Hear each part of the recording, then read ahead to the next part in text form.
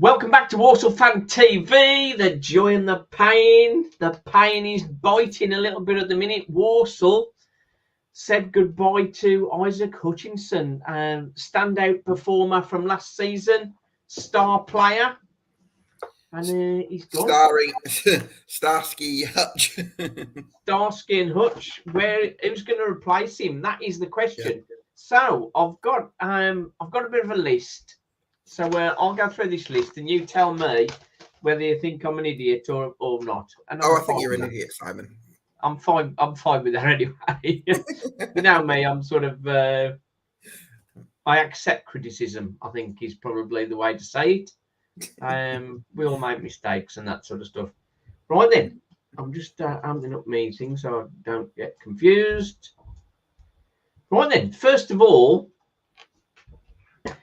Jack Payne, 29, played well for MK last season, 6 goals, 6 assists, yes. Diminutive, 5'5", and he's out of contract.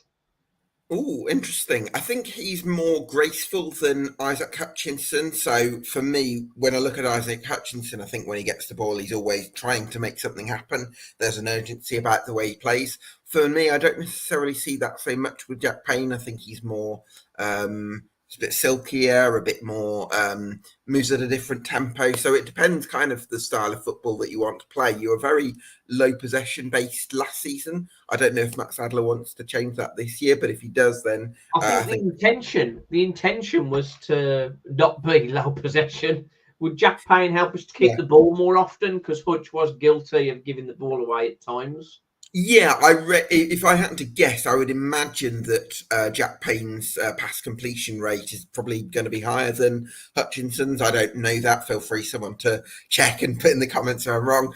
But I would imagine that that's quite likely. I think he's someone who likes to look after the ball and have a few touches and then play the decisive pass, whereas Hutchinson's one who's like always trying to look for that big pass sort of thing, if you like. Okay. Wages wise, at 29, he's probably going to be higher up the scale, isn't he? Yeah, I would think so. Bringing a younger guy in. Well, Jack Payne had a few years, I think around the mid 2010s, when he was at Blackburn, he was at Oxford, he was possibly, I want to say Wigan, definitely a few teams where he was one of the better, possibly even best players in League One, and he was a real asset. And so I think more recently in League Two, he's been more of a League Two specialist than a League One specialist. Yeah. But I think didn't he? Yes, he was at Swindon, yeah. So I think throughout his career, he's always wanted to be in the better players in the team and be one of the better players in the league. And he's been willing to drop down a league. So when he was in League One, he was probably capable of playing in the Championship. And now he's in League Two, he's probably capable of playing in League One. But he wants to be, from what I can see, maybe wants to be in one of the better teams and be one of the better players. And because I think that sort of suits the way that he likes to play, because I don't think he's necessarily someone that would fancy being in a dogfight, if you like, and playing in a low block, because I don't think he'd sort of particularly enjoy that. So again, for me, it depends on what sort of style you want to go with. But if you want to play more possession football, then yes, Jack Payne could slide into that perfectly. Matt Sadler, he very much likes the high tempo and high press. You'd think that would give us more possession, but that didn't sort of work too much last season. Well, if it's high press, I don't know that Jack Payne is necessarily a pressing monster. He's not the edge. He's not the energy guy, is he? By the sound of it. So it depends what you want really from your number 10. I'll cross him off then. Next one. Next one. I think you've already given me a hint on this one. Noah Chilvers, Colchester, played 172 games for Colchester. In 2021, he was their player of the season, young player of the season, goal of the season. Yeah. Last season, played virtually every game, 4 goals, 1 assist. He's not a brilliant return. Has he got a bit stale because he's not signing a new contract at Colchester? Would a change do him good? Possibly. Like you say, when he first came through at Colchester, over a number of seasons, he was talked about as this really exciting hot prospect. And for a couple of years, he was definitely one of Colchester's best players. And then, I don't know, it sort of feels like they got to a point where the move didn't materialise, whether that was 2022 or 2023. I'm not 100% on the timescale, but then certainly last season just didn't look at the races, I think was the word from Colchester. From memory, apologies to know if I've got this wrong, but I think I've got this right. I think there was probably a question mark over his application as well at times, because we know that he's got talent from what he showed earlier in his career. So you could look at this two ways. You could look at it as his stock's lower, therefore it's a way of getting value, because you're not going to get Noah Chilvers when he's this highly sought after player, because high league clubs would have been after him. So that's one way of looking at it. But there is a cost to that, because the last 12 months he's not produced enough, and he needs to put that right, whether that's at Walsall or at Colchester or wherever else. Yeah, I think quite often that kind of player, I think a change sometimes doesn't good. True. So it's whether you want to take that sort of risk, really. Yeah, at 23, is it a good age? Is it a good age for developing? True. The next one on my list, I just want to mention before I go to the next one on my list, Cameron McGeehan. He's a bit more experienced. 10 goals, 5 assists last season, but he's not so much of a cam, is he? He's more central midfield. Where was he at, Cameron McGeehan, last season, just to jog my memory? He was with Cheltenham, wasn't he? No, he wasn't at Cheltenham. No, I've got him mixed up with somebody else. I think, where was he? That was Cameron McGeehan. Should we move on to another one while I just... Yeah, let's ignore that one for a second. Josh Harrop. Now, I think as far as Walsall's budget is concerned, things are perhaps a bit more tight than they were last season. Josh Harrop, he's 28. He's had a couple of good years in the Championship with Preston. But he's sort of dropped down the rankings a little bit. Only played 13 games for Cheltenham last season. He had a very good season, and then he had an ACL injury, and he's come back and done well since then.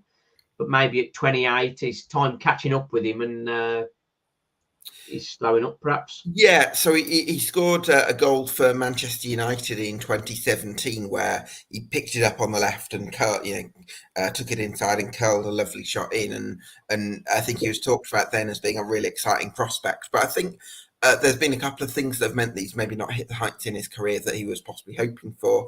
One of them is injury. So I suppose you'd be hoping for, in his next move, he'd be hoping to stay fit and get some momentum going again, because as well as the injuries, a long time playing out the game can affect you. But also, whenever I've watched Josh Harrop, I found him to be quite one-footed. So he's very good, very strong on his right foot, but then can't do much on his left, which again, maybe you'd say in League Two, you can sort of get away with that. But for me, what I think Walsall want to be looking at is players who have done well in the National League, maybe, that are sort of a bit up and coming. So, like, for example, Connor Barrett, I think, was a fantastic signing because you're getting someone with a bit of momentum in their career. I think you can take one or two gambles, like a Noah Chilvers or like a Josh Harrop. But I think you take too many of those, you've got a team that's all of them are trying to regain some momentum, and actually the team doesn't have much. So that would kind of be my I suppose that is a concern. One player I think would be a good fit for Walsall is JJ McKiernan. He's only 22. Yes, I like JJ McKiernan more. Very good, yeah. Came through from the National League with Eastleigh, did very well, and then did well last season for Morecambe. He'd probably be the best signing out of the ones that we've mentioned so far. Yeah. No, Cameron McGeehan, who you mentioned earlier, he actually was at Colchester as well last season, but I think he actually played a bit deeper because he's getting, I think he's about 29 now. He's been around the EFL for a while. So I think he'd play a bit deeper. So I don't think he'd necessarily be your Hutch replacement so much. No, that's fine. But yeah, I really like the McKiernan signing. I think if you got him, I think that would be an excellent addition. Yeah, I think obviously we've not got many strikers at the minute, so that's sort of a bit of a challenge. Three players I sort of looked at if Walsall are sort of scraping the barrel a little bit. Jordan Stevens, he's just been released by Yeovil in National League South. Right winger, I thought he was a right winger, Jordan Stevens. Well, he's versatile around the midfield. He's at Swindon, I think. I think he was at Swindon previously, Jordan Okay. Stevens, yeah. But I suppose if Yeovil are releasing him, that can't be a great way for Walsall to go, surely. Yeah, because they've just got promoted from the National League South to the National League, haven't they? That's right. Yeah, I seem to remember the Swindon fan I was talking to saying he looked quite bright, Jordan Stevens, out on the wing, and I think that was in League One, so he must have something about him. But yeah, again, I think if you're ambitious in League Two, you're probably not signing a player that a newly promoted National League club has let go. I don't know the reasons actually behind whether Sometimes I mean whether it was gets released because he doesn't want to sign a new contract. Maybe it's that would make more sense, wouldn't it? Joe Rowley played with Connor Barrett last season. He's out of contract and he's been released from Fylde. Played every game for him pretty much last season. 5 goals, 25. He's at a good age. Do you know much about Joe Rowley? I'm afraid I've never heard of Joe Rowley before. Yeah. At least I'm honest. No, but I tell you what I would recommend is following Tom H. Williams 23 Off the Line blog or NL Musings. Those are some really knowledgeable people about the National League. So I'll have to get in touch with those lot and see what they think about Joe Rowley. But I've never heard of him before. Yeah, there's a new signing for Hartlepool, wasn't there? Which seems like he would have been a good one for Walsall. Who was that? That's one that just came out. I won't be able. That's what I was looking at and made me late for this. Okay. Let's move on from that. So the question is: are Walsall going to get a new player in, or we're going to promote effectively from within? Well, this is what I think, because it's almost like Ronan Mayer's done really well in the National League North, and I almost wonder, if there was a player who was really impressing as an attacking midfielder in the National League North who is 19 or 20, would Walsall be looking at that player and thinking they're a high potential asset? It's almost like does Ronan Mayer almost get underrated because he's come through the youth system? But for me, I think he's a huge talent. I've not watched him in detail or in full yet, but I've seen some of the clips that he provides and some of those passes that he plays and some of the trickery that he can bring. I think he's a really exciting player, and I do actually see a world where Isaac Hutchinson goes. I don't want to put too much pressure on Ronan Mayer, but at the same time, I think there's a world where he could have a real breakout season. So, I'd be excited about Ronan Mayer, and I think he should be part of the squad next season. I think if we look at the players we've already mentioned, Jack Payne was sort of the best with 6 goals, 6 assists. Ronan Mayer played 40 games last season and scored 9 goals. So, as far as productive, I haven't got his assist stats. I'm sure he had several of those as well. But he's, as far as goal scoring from that kind of level, for a midfielder, he's up there, isn't he? So he's definitely one to consider. I think Walsall see him more as an 8 than a 10. I think we sort of mentioned that briefly. But I think a number 10 role, he is very good with his feet. He played a lot of football when he was younger. So he's used to that tight control. Which I'm not sure he gets in as a number 8 though, because the midfield is already a really strong point part of the squad. Exactly. I think probably be better at a 10, just behind the front 2. He's perfect place for him, I think, because he knows how to pick out his shot. As well. The other player that could step into that is Jack Earing. He only played 19 games last season after coming back after having injury. 3 goals, 2 assists. Yeah, he's a potential, and probably sharing, if they didn't bring anybody new in, he perhaps would share minutes with Ram in that number 10 role, and I think that would make sense. Yeah, but I mean, I think because I remember Jack Earing playing under Matt Taylor, and although he technically was a number 10, he was like a kind of deeper number 10 that allowed him to get on. So go on. Mike Flynn did exactly the same. He played him deeper and deeper, but he's an attacking midfield player. Yeah, but I think you want him. It's that balance. You want him on the ball in the right areas, but you also want to make sure that he's not out of the game, because he's such a good technician. Yeah, and I think for me, what I see with Jack Earing is the kind of passes that he plays. Feel free if you've got a different sort of view on this to let me know what you think. But for me, it's like he opens his legs out a lot, so it takes him longer to play some of those passes that he wants to play, which I think makes him suited to either a sort of a number 10 that's slightly withdrawn, so not necessarily right up there with the attack, but also because I think in the final third, right, because it's congested, you've got to move quickly with the ball. And so actually, I think just in front of the final third, where he's got the final third sort of in front of him, that actually suits Jack Earing more because he likes to open his legs out a bit more. So he's not like one of those nimble players who likes to move the ball quickly. So I think he's better when he's got a bit more space, maybe. Better as an 8 then. Sorry, better as the 8 than the 10. Yeah, maybe as as the most advanced of the midfielders, but even then, like not quite a goal. Because you can talk about a number 10 that's like a real goal scoring 10 that always looking to get beyond the striker. He's not that, is he? So I think he's like a 10, but he's sort of more of with more emphasis on being creative rather than really getting into those danger areas, which I think other players will try and look at doing. Because you've got 2 strikers anyway, haven't you? So. We've only got 2 strikers at the minute. No, sorry. I mean in the formation. So the formation, you have your two. You have your 2 up top, and then you have your wing backs who are going to try and fly forward. Hopefully, Gordon can do that this season. And so I'm thinking Earing just behind those 4 in the sort of build-up play, and give him the opportunity to create either for the strikers or for the wing backs because he's such a good technician. Probably the most technical player at the club, isn't he? Yes, I think obviously the fitness concerns. He's had a couple of injuries, so this season it's a big season for him. This season, try and stay fit and play the whole season. That would be sort of massive for him, really, for his development.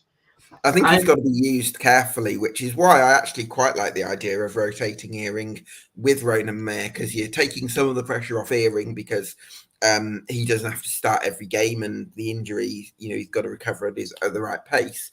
But also, you're not putting too much pressure on Ronan Mayer because he's just making a big step up as well. So I actually think between Earing and Mayer, they could end up replacing Hutchinson as a combined, between them. Richard O'Kelly, the mentor for Matt Sadler, he's quite good at spotting players and maybe switching them around. He's the guy that sort of got Oisin McInty into midfield. Get Oisin moving forward. With the glut of midfield we've got, Ryan Stirk converting to a number 10. No, Ryan Stirk is much better in a deep position, I think. You think he wouldn't transfer that? You think? No, I don't think Ryan Stirk as a 10 is going to work. No. So that was my list. We are in a bit of a mess, Walsall. I think the budget's a bit lower. We've got confirmation today that the goalkeeping coach, who's responsible, Dan Watson, who's responsible for all the set piece plays that we had, and we had more joy in that zone from set pieces. We had more goals from set pieces than we've ever had, and he's left. So that was. Haven't you got the goalkeeping coach from Walsall though? From Cheltenham though, Simon. I thought there was a goalkeeping coach at Cheltenham who was he left and went to your lot. Dan Still is the new goalkeeping coach. He was their academy coach for their academy goalkeeping coach. So he's joining us. So he's replaced him. Just checking in my messages. 3 little birds. I want to know whose decision it was to sack Watson. So I don't have the official line on that. But he's not here anymore. We've had enough players that we've brought in previously that have had ACL injuries, and now from me. Yeah, that was a Josh Harrop. I'm a minute or 2 behind, but just looking at transfer market, it says Ram played 25 games last season and got 4 goals, 6 assists. Yeah, well, overall, he got 9 goals. So that'd be 6 assists as well. He did play 40. Played 34 games for Rushall and 6 for Walsall. So that's just the update on that. Mhm. Yeah, things are a bit. I think when we had our chat, things were a bit up in the air. From the other clubs you've talked to, Gab, are any other? How many others are financially struggling at the minute? I know Newport No, guy are was saying. Walsall financially struggling, or is it just a reduced budget that the club is going to be operating sensibly? I I think think, that's an important distinction. yeah, I think just a reduced budget. I think.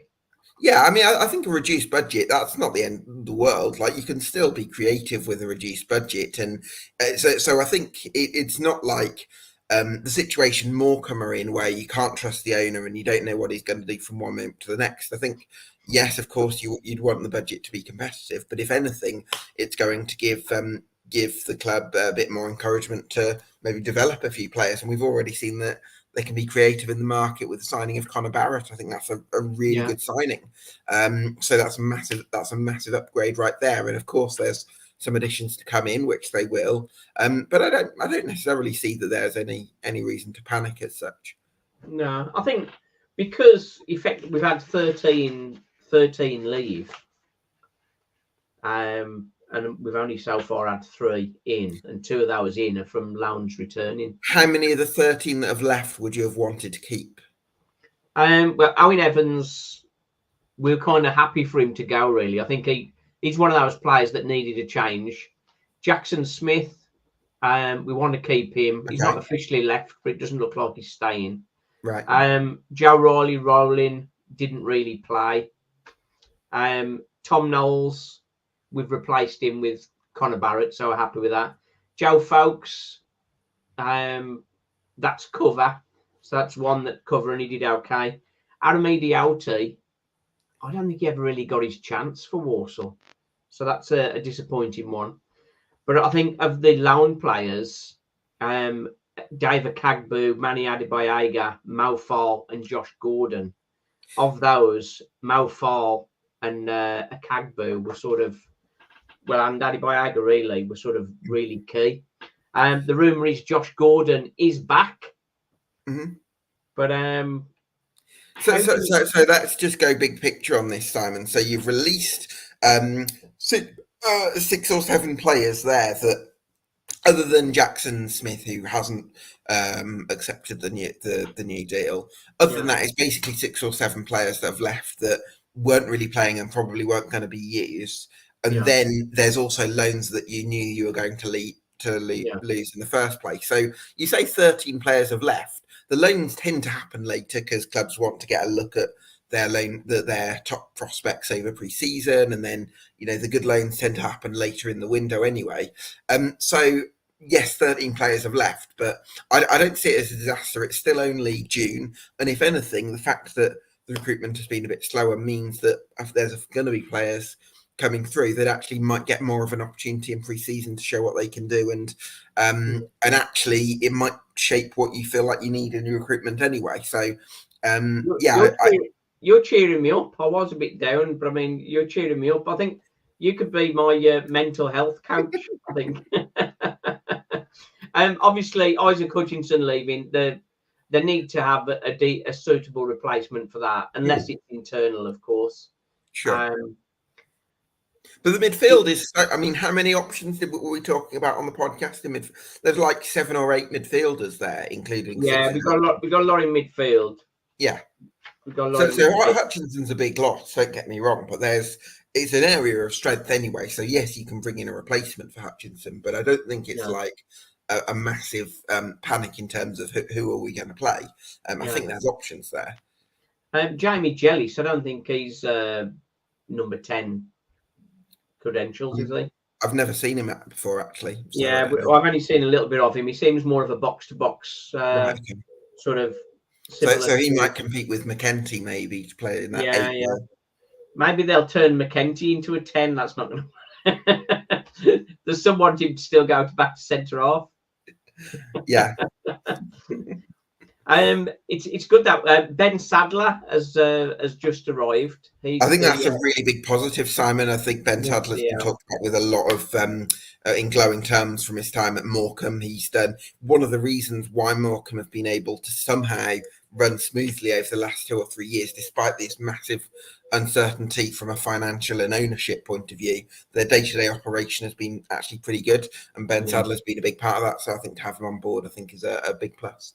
Yeah, I think transparency-wise as well, he's come out on the social media and that sort of stuff, saying he's here, and things are looking more positive with him about. And but yeah, I think we just need a couple of signings to sort of calm the waters, I think. Mm-hmm. Yeah. And, hopefully you can make the right additions. What do you think you're going to need then, Simon? Well, at the moment we need 2 keepers, mm-hmm. And I think we need a couple of strikers at least, and then a replacement for Hutch. Mm-hmm. So that's probably and then centre halves a big one to replace Adebayoja and yeah, we'll need one of those. But that'll probably be a loanee, I would think. Okay. Probably a loanee, similar a Kagbu or somebody like that coming back in. Yeah, cover for right back, cover for right wing back, could do with it. But Folks is a possible there, but I mean they haven't offered him in anything yet, as I understand. Right. Yeah, it's whether one of the midfielders might be able to cover right wing back, so be a bit like the job Joe Riley did, or maybe Jellis could do something over there, perhaps. I don't know. Yeah, it's one of those. Taylor Allen's versatile as well, isn't he? So he might be able to do a job. Taylor Allen. Yeah, Taylor Allen's versatile, isn't he? He can play centre back. He can play. I think left-sided centre back is a good position for him. I think he wants to stay there. I want to keep him there at the minute, I think. Right. But yeah, let's get some keepers in. We'll have a goalkeeping day where we bring a couple of goalkeepers in, and then strikers is really the difference, isn't it, between success and failure in this division?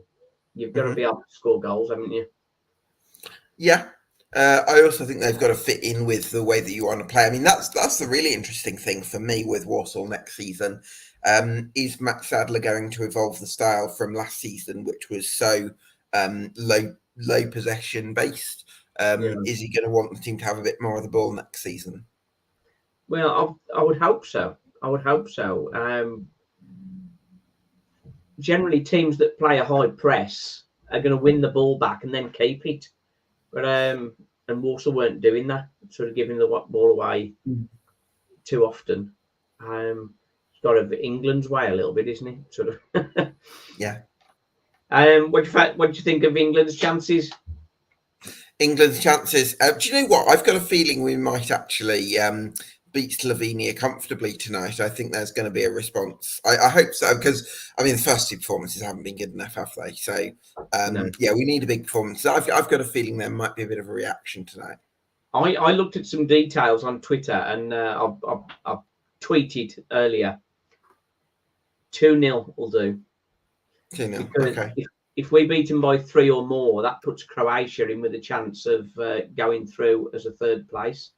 And they're sure to knock us out if we help them stay in. That would be just typical, wouldn't it?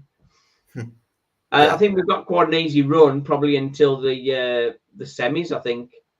And then that's when we get against the proper teams. So that would probably end it.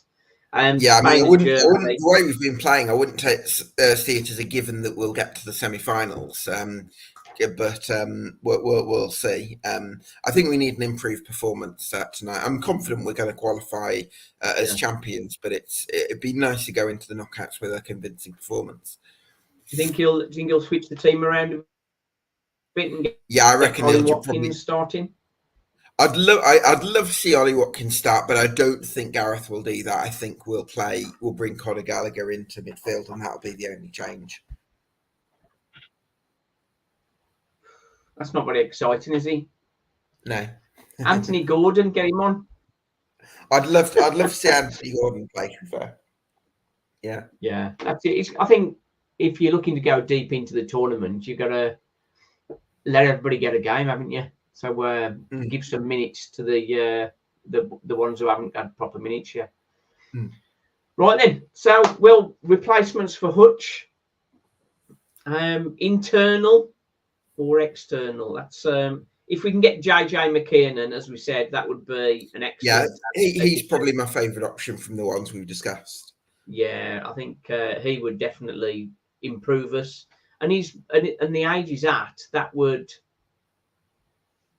be a player we can sort of develop and sell on, which is always the Walsall way, to sort of think how we can sort of create some funds by selling players on, like we've done with Hutch, of course. Okay, nice one. Enjoy the game tonight. Cheers. And good one. I'll catch up with you soon, champion. Yeah. Enjoying the pain. And I'm feeling much more positive having talked to Gab Sutton. Where I'm going to tell people on Twitter to watch this show, and it'll cheer them up. Yeah? Nice sounds like a plan. Cheers, mate. Nice one. Nice one, Simon. Love it.